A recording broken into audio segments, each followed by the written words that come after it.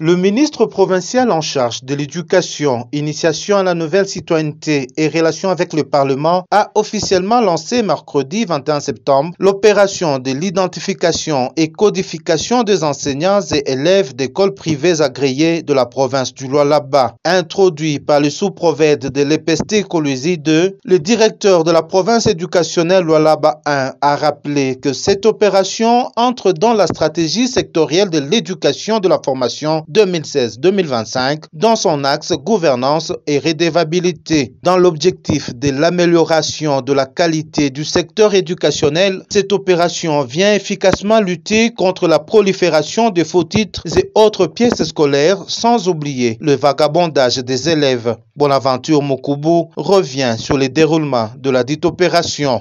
La mission consiste, je cite, à identifier tous les élèves des écoles maternelles, primaires, secondaires et techniques, tant publiques que privées agréées, et obligatoirement sur toute notre étendue de la République démocratique du Congo, à l'occurrence dans notre province éducationnelle. 2. Dans cette opération, le service national de l'identification des élèves, CERNI en sigle, sera appuyé par le service de contrôle et de la paix des enseignants, SECOPE en sigle, avec qui ils vont travailler en étroite collaboration pour la collecte et la remontée rapide des données des écoles et des élèves. 3.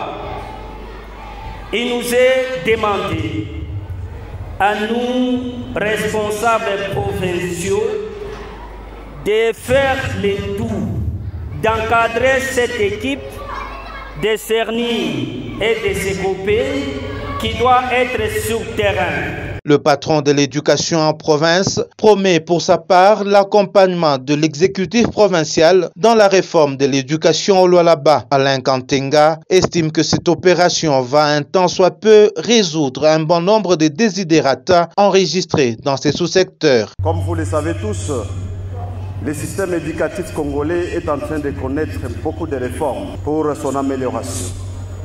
Et ces réformes nécessitent une certaine adaptation et un accompagnement de la part des autorités politico-administratives que nous sommes. Pourquoi nous devons identifier ces enfants? Pourquoi identifier les écoles? Vous le savez tous qu'à un moment donné, nous avons décrié les niveaux très bas de nos élèves, les vagabondages scolaires, tout simplement parce qu'il n'y avait pas un suivi. Mais il était très important, et il est très important que nous puissions mettre en place un mécanisme tel que chaque enseignant, chaque école, surtout les élèves, que chaque élève puisse avoir un numéro matricule. Cela va nous permettre de suivre son évolution. Cela va nous permettre de savoir pourquoi tel enfant a quitté telle école pour telle autre école.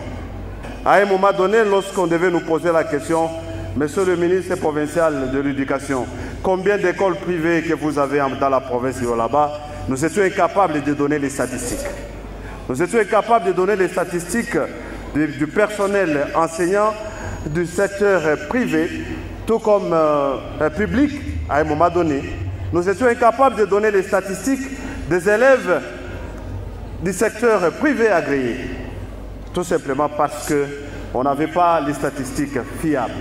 Sur ces mots, je déclare lancer cette opération d'identification des écoles privées agréées. Je vous remercie.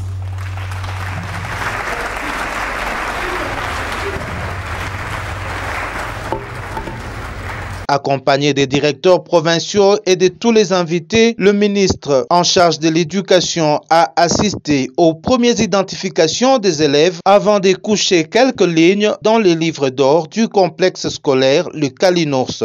Alain Kantenga se félicite par ailleurs de voir le Lualaba être la première province à lancer cette opération d'identification des élèves et des enseignants. Cette opération sera menée pendant une période de plus ou moins 2 mois. Et donc, elle va consister à quoi? À identifier tous les élèves, de l'école maternelle jusqu'au niveau des humanités. Et chaque enfant aura un numéro, sous forme d'un numéro matricule. Il y aura une commission mixte, cernique et sécurité qui sera mise en place pour identifier les élèves ainsi que les enseignants afin de nous présenter un tableau de statistiques fiable pour une très bonne gestion, pour la performance, pour l'amélioration de notre système éducatif. Il faut dire que c'est une innovation. Notre système éducatif congolais est en train de connaître beaucoup de réformes et nous devons nous adapter et accompagner ces réformes-là. Et donc, on a lancé ça sur l'ensemble de la République, mais retenez que la province de Lualaba est la première à commencer cette opération.